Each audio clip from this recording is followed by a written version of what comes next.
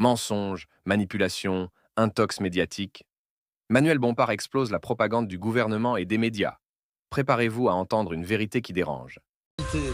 Qui est élu député La France Insoumise des Bouches-du-Rhône et coordinateur de son parti La France Insoumise. Bonjour Manuel Bompard. Bonjour. Vous avez envie d'aller aux États-Unis, vous, en vacances? Honnêtement, dans le contexte actuel, Pas c'est vraiment. pas forcément ma destination de prédilection. Pourtant, peut-être qu'un peu de vacances vous ferait du bien. Je voudrais revenir à la journée d'hier à l'Assemblée nationale qui a été extrêmement tendue et spécifiquement pour vous, pour votre parti. Vous avez été pointé du doigt par la droite, une partie de la droite, et par le gouvernement au moment de l'hommage au rabbin d'Orléans. On rappelle que ce monsieur a été agressé a priori en raison de sa religion dans la rue en présence de son jeune fils. C'est un jeune homme de 16 ans qui a été interpellé dans cette affaire. Interrogé par un élu de droite, le ministre de la Justice, Gérald Darmanin, dit, je le cite, « Il est vrai que certains dirigeants de la France Insoumise ont de l'ambiguïté ou un problème avec l'antisémitisme. Nous attendons de la France Insoumise qu'ils démontrent qu'ils sont dans le camp républicain, qu'ils condamnent tous les actes qui touchent les Juifs de France et les Juifs du monde. » Avant de vous laisser répondre à ça, je précise pour les faits que vous avez, vous et vos camarades, condamné cette agression. Évidemment, comme toute agression, insulte contre qui que ce soit et contre toute personne en raison soit de sa confession religieuse, de son origine ou de sa couleur de peau. Et monsieur Darmanin n'a rien à attendre de nous sur ce sujet puisque précisément, à chaque fois qu'une personne en France a été ciblée en raison de sa religion, de sa couleur de peau et de son origine, les députés, les militants de la France Insoumise ont été à ses côtés. Et je vais vous dire, s'il y a bien une personne qui est très mal placée pour me donner des leçons sur ce sujet, c'est bien monsieur Darmanin, puisque monsieur Darmanin, il y a à peu près 2 ans, publiait un livre dans lequel il reprenait et il saluait les politiques de Napoléon contre les Juifs. Et à l'époque, il avait justement été ciblé ou accusé d'avoir, en quelque sorte, dans ce livre, relayé des stéréotypes qui étaient des stéréotypes antisémites. Donc franchement, je n'ai pas de leçon à recevoir de monsieur Darmanin. Mais est-ce qu'à chaque fois qu'il va y avoir des actes antisémites en France, et malheureusement il y en a de plus en plus, on va vous poser la question, est-ce que cette phrase de l'antisémitisme résiduel qu'a écrite Jean-Luc Mélenchon, elle va vous accompagner encore pendant des mois et des années? Monsieur Boursier, s'il vous plaît, est-ce que vous savez que la semaine dernière au Sénat, monsieur Retailleau a dit que l'antisémitisme était résiduel à l'extrême droite?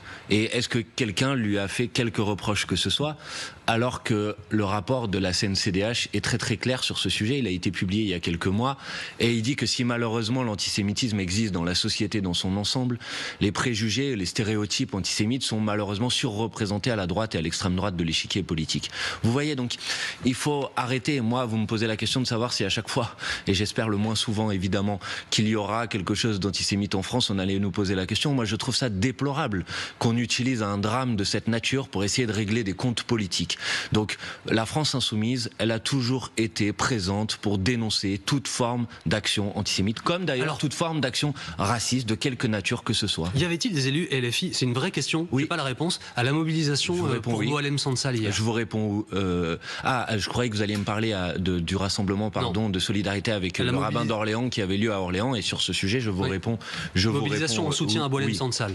Je ne sais pas, je ne crois pas qu'il y ait eu des députés de la France Insoumise, mais les députés de la France Insoumise, les eurodéputés de la France Insoumise, l'ensemble des dirigeants de la France Insoumise ont toujours pris position de manière très claire sur ce sujet, en disant qu'évidemment on ne pouvait pas accepter qu'un écrivain, qu'une personne soit enfermée en raison de ses opinions politiques, quelles qu'elles soient d'ailleurs. Est-il vrai que personnellement, je ne les partage pas. Est-il vrai que les élus des LFI ont voté contre une résolution en commission qui visait à soutenir Boualem Sansal? Non, pas du tout. Il y a eu une résolution en commission des affaires européennes à l'Assemblée nationale, dans lequel c'était une sorte de melting pot, dans lequel il y avait effectivement une demande de libération de Boualem Sansal, mais il y avait aussi par exemple une menace de suspension d'un accord d'association qui existe entre l'Union européenne et l'Algérie. Et nous avons proposé un amendement pour dire faisons une résolution qui se limite à demander la libération de Boualem Sansal. Vous ne voulez pas durcir le ton, vous ne voulez pas des représailles proposées par Bruno Retailleau? Ce n'est pas que je ne veux pas des représailles, c'est juste que je pense que c'est totalement inefficace, y compris si notre objectif est d'obtenir la libération de cette personne. Regardez la preuve.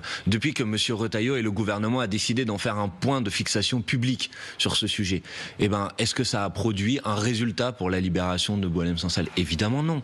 Donc vous voyez, quand il y a des difficultés de cette nature, quand des compatriotes français sont par exemple détenus de manière totalement inacceptable dans d'autres pays, comment on fait d'habitude? On agit par la diplomatie pour obtenir la libération de la manière la plus rapide possible, en faisant un point de fixation public pour les petits intérêts politiciens de M. Retailleau, parce que tout le monde a compris que M. Retailleau est monté dans une escalade vis-à-vis de l'Algérie pour servir ses propres ambitions ambitions personnelles. En faisant ça, en vérité, M. Retailleau n'en a rien à faire de la libération de M. Sonsal. Donc si vous voulez obtenir ce résultat, il ne faut certainement pas utiliser la méthode de M. Retailleau. Hier, il y avait M. Boimran à votre place. Il est maire de Saint-Ouen, il est socialiste. Oui. Lui, il appelle à une division très simple, enfin, en tout cas, un rejet très simple d'une alliance avec la France insoumise.